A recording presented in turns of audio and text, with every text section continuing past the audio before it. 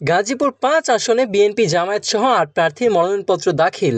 বিস্তারিত দেখুন গাজীপুরের কালীগঞ্জ থেকে মারুফ হাসানের পাঠানো তথ্য ও ভিডিওতে।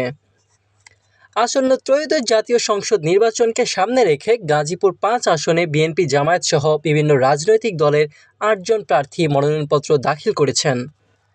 সোমবার দিনব্যাপী গাজীপুর-৫ আসনের সহকারী রিটার্নিং কর্মকর্তা ও উপজেলা নির্বাহী কর্মকর্তা এটিএম কামরুল ইসলামের নিকট নিজ নিজ দলীয় নেতাকর্মীদের সঙ্গে নিয়ে প্রার্থীরা মনোনয়নপত্র জমা দেন। এ আসন থেকে মনোনয়নপত্র দাখিলকারী প্রার্থীরা হলেন বাংলাদেশ জাতীয়তাবাদী দল বিএনপি থেকে ধানের শীষ প্রতীকে এ.কে.এম ফজলুল হক মিলন, বাংলাদেশ জামায়াতে ইসলামী থেকে দাঁড়িপাল্লা প্রতীকে মোহাম্মদ খায়রুল হাসান, ইসলামী আন্দোলন বাংলাদেশ থেকে হাত পাখা প্রতীকে গাজী আতাউর রহমান, ইসলামিক ফ্রন্ট বাংলাদেশ থেকে চেয়ার প্রতীকে মোহাম্মদ আল আমিন দেওয়ান, গণফোরাম থেকে উদীয়মান সূর্য প্রতীকে মোহাম্মদ কাজল ভূঁইয়া, জনতার দল থেকে কলম প্রতীকে আজম খান, বাংলাদেশ খেলাফত মজলিস থেকে রিকশা প্রতীকে রুহুল আমিন।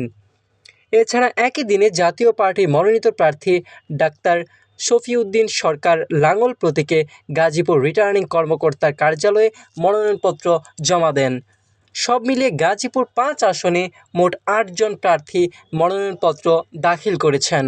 অন্যদিকে গণফোরামের অপর মনোনীত প্রার্থী মোহাম্মদ সুহেল মিয়া উদীয়মান সূর্য বিকেল ৫টা পর্যন্ত মনোনয়নপত্র জমা দেননি।